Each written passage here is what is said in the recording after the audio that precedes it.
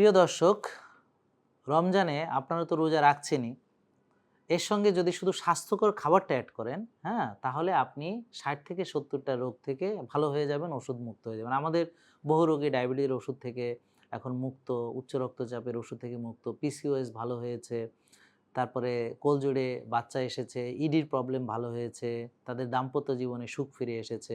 তো এরকম নানান রকম অসুবিধা। এই অসুবিধাগুলো থেকে বাঁচার জন্যে প্রিয় দর্শক, আপনারা জানেন যে আমাদের প্রিয় নবী হযরত মুহাম্মদ সাঃ বলেছেন যে এই বেশিরভাগ রোগ অর্থাৎ প্রায় ৮০% রোগ এর জন্য পেট দায়ী। এবং আমরাও এটা বিশ্বাস করি যে ফুড ইজ মেডিসিন।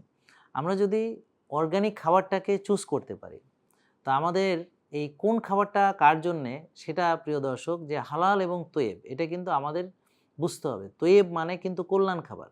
এখন ধরেন আপনার যদি সুগার বেশি থাকে তখন খেজুরটা হয়তো আপনার পবিত্র, কিন্তু আপনার জন্য তৈয়ব নাও হতে পারে। আপনার সুগার ২২, এখন খেজুর খেলে সুগার বেড়ে যেতে পারে। এখন আপনারা আমাদের এখানে আসলে পরে ডাক্তার, পুষ্টিবিদ এর পরামর্শ অনুযায়ী আপনার রিপোর্টের আলোকে আমরা আপনাকে কোন খাবারটা আপনার উপযোগী সেটা আমরা নির্ধারণ করব। যেমন আপনার হুমা আয়ের যদি বেশি থাকে তাহলে সাময়িকভাবে ভাত, রুটি, ফল, দুধ স্থগিত। এখন এর বিপরীতে আপনাকে সবজি, ডিম, মাছ, মাংস, ভালো তেল এগুলো তো খেতে হবে। এখন আপনি রোজা রাখার সঙ্গে আপনার খাবার যেটা আপনার জন্য তৈয়ব হবে, অর্থাৎ আপনার জন্য তৈয়ব মানে আপনার জন্য কল্যাণ। যেমন মধু আপনার জন্য তৈয়ব হবে না যদি আপনার ইনসুলিন বেশি থাকে, সুগার বেশি থাকে। কিন্তু আপনার যদি ইনসুলিন, সুগার নরমাল থাকে তাহলে আপনি মধুটাও খেতে পারবেন। তো এইজন্যে আমরা আপনার কোন খাবারটা আপনার ক্ষেত্রে উপযুক্ত এটা রিপোর্টের আলোকে আমরা দিয়ে থাকি। এখন আপনি রমজানে কি খাবেন আমাদেরকে অনেকে জিজ্ঞেস করছেন। তা আমি চাই যে আপনার মেটাবলিক প্রোফাইল অনুযায়ী, মেটাবলিক পিকচার অনুযায়ী আপনাকে সেভাবে খাবার তালিকা দিতে। এর জন্যে সবচেয়ে ভালো আপনারা 0967824240 এই নম্বরে কল দিন। কল দিয়ে সরাসরি এখানে এসে ডাক্তার, পুষ্টিবিদের পরামর্শে আপনার যে খাবার তালিকা নেন সেটা হচ্ছে যদি আপনি সুস্থ হতে চান সেটা। আর যারা মোটামুটি ভালোই আছেন বা অত সিরিয়াস রোগী না বা ওজন কমাবেন, তাদের উচিত হবে যে ওজন কমানোর জন্যে বা ডায়াবেটিস কমানোর জন্যে যারা ট্যাবলেট খাচ্ছেন, ট্যাবলেটটা বন্ধ রেখে রেগুলার ডায়াবেটিস মাপতে হবে। আর হচ্ছে ভাত, রুটি, ফল, দুধ বন্ধ করে সবজি, ডিম, সবজি, মাছ, সবজি, মাংস। এখন ইফতারিতে হয়তো আপনি বুলেট কফি ব্যবহার করতে পারেন। ইফতারিতে হয়তো আপনি ভিনেগার দিয়ে ইফতারটা করতে পারেন, ডাবের পানির সঙ্গে একটু পিঙ্ক সল্ট মিশিয়ে। ইফতারিতে আপনি হয়তো হলুদের পানি, একটু কোকোনাট অয়েল দিয়ে কুসুম গরম সেটা দিয়ে আপনি ইফতার করতে, বা আপনি চিয়া সিড ভিজায় রাখলেন, ডাবের পানিতে খেলেন, সেটা দিয়ে আপনি ইফতার করতে পারেন। ইফতার আসলে অনেকভাবে করা যায়। তো পার্সোনালি আমি যেটা করি যে ইফতারিতে পানীয় জাতীয় কিছু একটা রাখি। হতে পারে সেটা গ্রিন জুস, হ্যাঁ? হতে পারে আপনার এই অনেকে স্প্রুলিনাও খায়, যদিও এটা সবাই ভালোভাবে খেতে পারে না, এটা একটু গন্ধ করে। তো স্প্রুলিনাও সেটা হতে পারে, গ্রিন জুস হতে পারে। তো যেকোনো একটা আপনি, অনেকগুলো আমাদের পানীয় আছে, তার ভিতরে একটা বেছে নেন।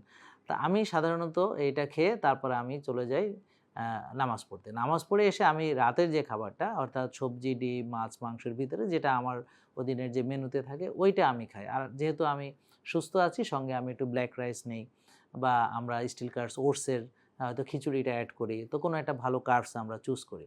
তো এই। আর সেহরিতে সাধারণত লবণ মেশানো পানি খাই। এখন এইটা তো আর সবার রুটিন হতে পারে না। তো এখন আপনার জন্য যদি ওজন কমানোর দরকার হয়, তাহলে আপনারা এরকম নিজেরাও ফলো করতে পারেন। যাদের ক্ষুধা বেশি সেহরিতে হয়তো কিছু খেতে মনে যাচ্ছে, আপনি সালাদের সঙ্গে ডিম নিতে পারেন, সঙ্গে একটু বাদাম নিতে পারেন, বা বাদামটাকে একটু ঘি দিয়ে রোস্ট করে নিতে পারেন, বা কোকোনাট অয়েল দিয়ে রোস্ট করে নিতে পারেন। তো এভাবে আপনি আপনার খাবারটা নিজেকেই বুঝতে হবে। আর যদি আপনি বুঝতে না পারেন আপনার জন্য কোন খাবার কল্যাণ হবে, আমরা সাহায্য করব।